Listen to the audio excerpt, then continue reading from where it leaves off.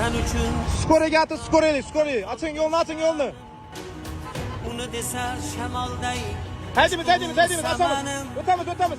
bor Skoriga bo'lsam yo'llanamiz. chamanim Hadi. o'lsam kafanim Hadi. mangu berdilik Açın yolunu. menga taqdir azal vatan uchun ko'ksim Haydimiz. qondir shanim Tez yardama yol uni veramiz. desa shamolday uchqur samanim bor bo'lsam chamanimdir o'lsam kafanim mangu berdilik menga taqdir Gayet xodimimiz yolunu açıp verdi.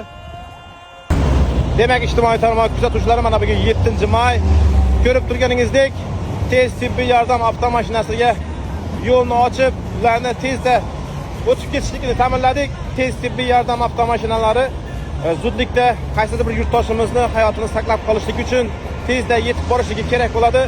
Ushbu jarayonda barcha haydovchilarimiz ushbu tez tibbiy yordam avtomashinalariga yo'l berish shart. Ko'pchilik haydovchilarimiz ushbu tez tibbiy yordam avtomashinalariga yo'l berish vaqtlarida qoidabuzarlikka yo'l qo'yib qo'ysak va video kuzatuv kameralariga tushib qo'ysak qanday bo'ladi degan savol berishadi.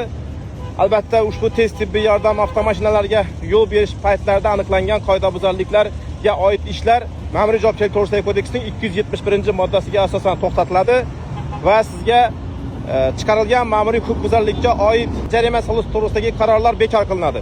Shuning uchun tez tibbiy yordam avtomashinalariga yo'l berish vaqtlarida haydovchilarimizning jarimadan qo'rqishga hojati yo'q. Chunki inson hayotini saqlab qolish har narsadan ustunligini yana bir bor eslatib o'tamiz. Barcha haydovchilarimizdan tez tibbiy yordam avtomashinalari kelayotgan vaqtlarda, favqulodda holatda xizmatlari, yong'in o'chiruvchi ekipajlari barcha ushbu mayoqcha sirenasini yoqib kelayotgan maxsus transport vositalari kelayotgan vaqtlarda haydovchilarimizdan tezda ularga qutqaruv koridorlarini ochib berib, ularni tezda choraqadan o'tib ketishlarini ta'minlashliklaringizni so'rab qolamiz. Buning uchun hech qanday jarimadan qo'rqishga hojat yo'q.